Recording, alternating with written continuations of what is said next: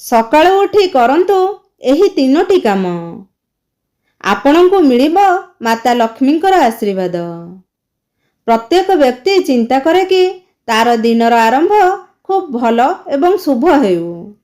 କଥାରେ ଅଛି, ଦିନର ଆରମ୍ଭ ଭଲ ଏବଂ ଶୁଭ ହେଲେ ଆପଣଙ୍କର ପୁରା ଦିନଟି ବହୁତ ଭଲ ଭାବରେ କଟିଥାଏ।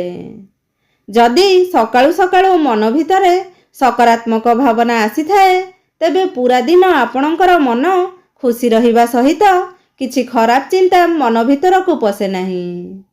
ସେଥିପାଇଁ ଦିନର ଆରମ୍ଭରେ ଏମିତି କିଛି କାର୍ଯ୍ୟ କରନ୍ତୁ ଯାହାଦ୍ୱାରା ପୁରା ଦିନଟି ଭଲରେ ବିତିବ ଏବଂ ମାତା ଲକ୍ଷ୍ମୀଙ୍କର ବିଶେଷ କୃପା ଆପଣଙ୍କ ଉପରେ ରହିବ, ଯାହାଫଳରେ ଆପଣଙ୍କ ଜୀବନରେ ସୁଖ ସୁବିଧା କେବେ ବି କମ୍ ହେବ ନାହିଁ ଏବଂ ତା ସହିତ ଆପଣଙ୍କୁ ଚିନ୍ତାରୁ ବି ମୁକ୍ତି ମିଳିଯିବ। ଜ୍ୟୋତିଷ ଶାସ୍ତ୍ର ଅନୁସାରେ ଏମିତି କିଛି କାର୍ଯ୍ୟ ଅଛି ଯାହାକୁ ସକାଳୁ ସକାଳୁ କରିଲେ ମନରେ ସକାରାତ୍ମକ ଭାବନା ସୃଷ୍ଟି ହେବା ସହିତ ମା ଲକ୍ଷ୍ମୀଙ୍କର ଅଶେଷ କୃପା ଆପଣଙ୍କ ଉପରେ ରହିବ। ଆସନ୍ତୁ ସେହି ଜ୍ୟୋତିଷ ଶାସ୍ତ୍ରର ଉପାୟ ବିଷୟରେ ଭଲ ଭାବରେ ଜାଣିବା। 1. ପ୍ରାତଃ କାଳରେ ନିଦ୍ରାରୁ ଉଠି 2 ହାତର ପାପୁଲିକୁ ଦେଖନ୍ତୁ। ଜ୍ୟୋତିଷ ଶାସ୍ତ୍ର ଅନୁସାରେ ଯଦି ଆପଣ ନିଜର ଦିନର ଆରମ୍ଭ ଭଲ ଚାହୁଁଛନ୍ତି, ତାହେଲେ ସେଥିପାଇଁ ଆପଣଙ୍କୁ ସକାଳୁ ଉଠିବା ମାତ୍ରେ ସର୍ବପ୍ରଥମେ ନିଜର 2 ହାତକୁ ମିଶାଇ ଦେଖିବାକୁ ହେବ।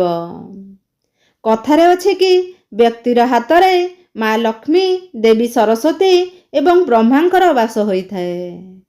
ସକାଳୁ ସକାଳୁ 2 ହାତକୁ ଦେଖି ନିଜର 2 ପାପୁଲିକୁ ରଗଡ଼ନ୍ତୁ।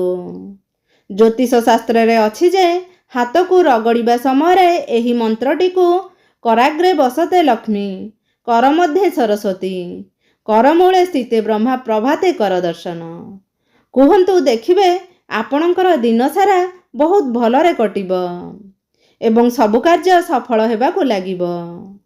2. ସକାଳୁ ଉଠିବା ମାତ୍ରେ ଧରିତ୍ରୀ ମାତାକୁ ପ୍ରଣାମ କର। ଯଦି ଆପଣ ଚାହୁଁଛନ୍ତି କି ପୁରା ଦିନଟି ସକାରାତ୍ମକ ଭାବନାରେ ବିତୁ, ତାହେଲେ ସେଥିପାଇଁ ସକାଳୁ ପ୍ରାତଃ କାଳରେ ଉଠିବା ମାତ୍ରେ ଧରିତ୍ରୀ ମାତାକୁ ସ୍ପର୍ଶ କରି ପ୍ରଣାମ କରିବା ଉଚିତ।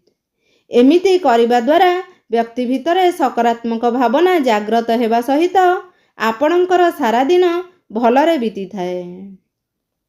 3. ସୂର୍ଯ୍ୟଦେବଙ୍କୁ ଜଳ ଅର୍ପଣ କରନ୍ତୁ। ଜ୍ୟୋତିଷ ଶାସ୍ତ୍ର ଅନୁସାରେ ଯେଉଁ ବ୍ୟକ୍ତି ସକାଳୁ ଉଠି ସ୍ନାନ ଏବଂ ଧ୍ୟାନ କରି ସୂର୍ଯ୍ୟଦେବଙ୍କୁ ତମ୍ବାର ଢାଳରେ ଜଳ ଅର୍ପଣ କରେ, ତାର ଦିନଟି ବହୁତ ଭଲ ଏବଂ ଶୁଭରେ କଟିଥାଏ ଏବଂ ମନ ଭିତରେ ସକାରାତ୍ମକ ଭାବନା ସୃଷ୍ଟି ହେବା ସହିତ ସେ ବ୍ୟକ୍ତିର ମନ ଦିନସାରା ପ୍ରଫୁଲ୍ଲ ରହିଥାଏ। ଆଜିର ଭିଡ଼ିଓଟି ଯଦି ଆପଣମାନଙ୍କୁ ଭଲ ଲାଗିବ, କମେଣ୍ଟ ମାଧ୍ୟମରେ ନିଶ୍ଚିନ୍ତ ଜଣାଇବେ। ଭିଡ଼ିଓଟିକୁ ଲାଇକ୍ କରିବେ, ଚ୍ୟାନେଲକୁ ସବସ୍କ୍ରାଇବ୍ କରିବେ। ଜୟ ଜଗନ୍ନାଥ।